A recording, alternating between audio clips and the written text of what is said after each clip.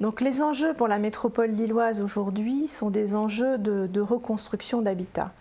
Le programme local de l'habitat, qui a été réalisé en 2005, nous démontre qu'il faut construire 5500 logements par an, dont 2000 logements sociaux.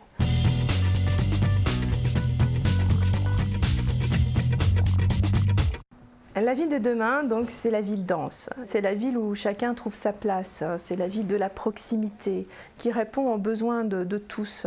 Mieux se déplacer, mieux se loger, trouver un travail dans la proximité. Et donc quel est l'intérêt finalement de la densité dans la ville durable? C'est la ville des courtes distances. En fait, on consomme moins d'espace, donc qui permet une économie des déplacements et qui encourage des déplacements alternatifs, donc alternatifs à la voiture, déplacements à pied, à vélo. Les idées préconçues sur la ville dense, c'est un paysage de tours surpeuplés. Par exemple, sur la ville de Mons-en-Barœul, la rue Monnier, qui est une rue de petites maisons individuelles, a la même densité que le quartier du Nouveau Mons, qui est un quartier de grands ensembles. Pourquoi les maisons de ville sont parfois plus denses ou aussi denses que le logement collectif? Parce qu'elles sont construites sur des petites parcelles, c'est des maisons mitoyennes et une rue pas très large, donc qui consomme peu d'espace. Alors que les tours, même si elles sont massives et assez élevées, l'aménagement autour, c'est souvent des grands espaces verts, de parking et des voiries assez larges. Donc la ville dense ne sera pas une ville de tours ou d'immeubles gigantesques.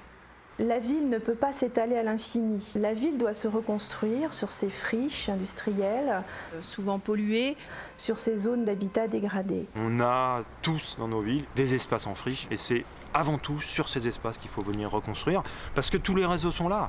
Les transports en commun sont là, les réseaux d'énergie sont là, tout est là. Ici, nous sommes sur le site de l'ancienne usine textile dans le quartier du Flocon Blanche-Porte à Tourcoing.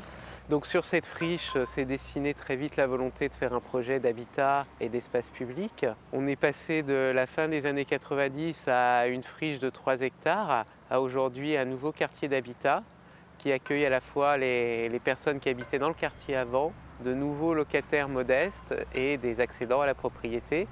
Et tout ça recrée finalement un vrai morceau de ville puisque les gens peuvent vivre ensemble à nouveau.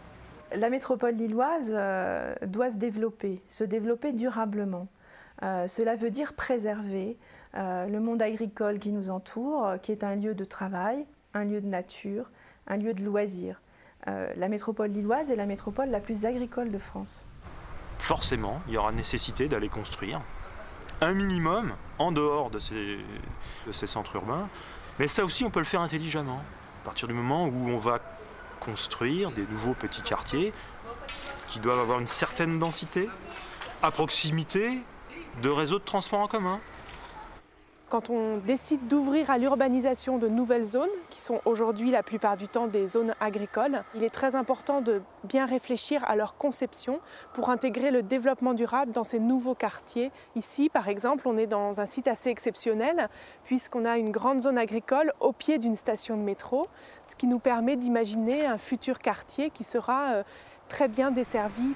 Le schéma directeur et d'urbanisme de la métropole s'est donné comme ambition de construire 2/3 des habitations en zone urbaine contre 1/3 sur des terres agricoles.